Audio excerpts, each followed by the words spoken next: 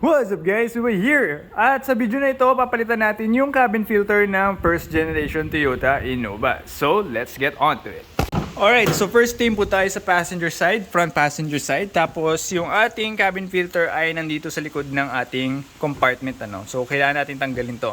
So, tanggalin nyo muna yung mga laman sa loob para kapag tinanggal natin to, hindi siya kakalat sa sahig. And then pagkatapos nyan, ipipinch lang naman natin yung dalawang sides.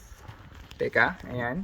Itong dalawang gilid para matanggal yung hook niya dito sa mismong dashboard. Yeah, so medyo matigas lang at first, lalo kung hindi ka sanay. So, pinch mo lang din yung sa kabila.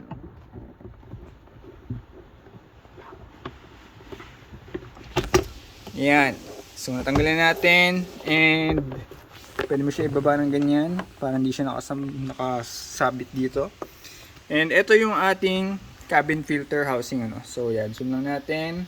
Lagay natin yung flash para makita natin na mas mainam. So ito yung cabin filter. Tapos pindutin nyo lang to. May tab yan. Ayan. Para buksan. Tapos tanggalin lang natin. And ito yung ating lumang cabin filter. Ayan. So ilagay lang natin palabas. So nakita nyo medyo madumi-dumi na siya. Ayan, gray na. So, out with the old and in with the new. So, ito binili ko Fleet Max. Testing natin to. Actually, madami sa Lazada, Shopee yung mga tigwa 100 lang pero parang ayoko nun. So, wait lang guys, buksan ko lang to. Alright, so ito na yung ating cabin air filter at kung makikita nyo sa gilid, ayan, may nakalagay na airflow tapos arrow pointing down. So dito sa Innova, andito yung butas niya sa taas. So ang pahigop niya ay pa ganun, pababa. So ganun yung direction ng airflow kasi yung fan, ito mismo nasa ilalim. Ito, yan, fan na yan. So ganun lang natin siya ilalagay. Yan, nakaganyan yung orientation. So sa paglagay, una nyo muna to, yung dulo na matigas, tapos igilid nyo ng ganyan, tapos ipasok nyo yung buo para matakpan yung buong area na yan nung cabin filter, para ma-filter yung mga alikabok tsaka iba pang dumi. So ayusin nyo lang, make sure na okay siya dun sa loob. Yan. Tapos ibalik lang natin yung takip. Tapos makikita nyo naman may lalagay na arrow up para hindi kayo malito kung paano ibabalik. So sasalpak nyo itong dulo doon sa parang butas niya or sa hook.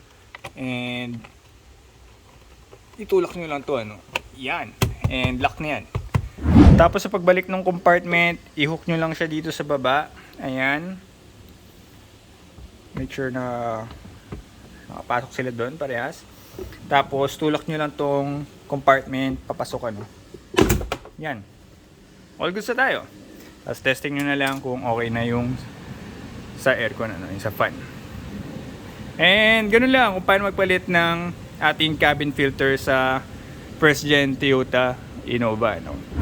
So share ko na lang din para sa mga second generation Toyota Innova, yung sa glove box nila may 3 locks yan. So meron dito. So parang pipihitin mo lang yung paikot para matanggal, tapos meron siyang lock rin dito sa baba. So pipindutin mo lang yun, yung parang pin na yun, tapos tanggalin mo yung parang sabitan niya.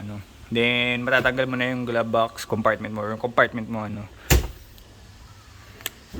So guys, ganoon lang magpalit ng cabin filter sa first gen Toyota Innova.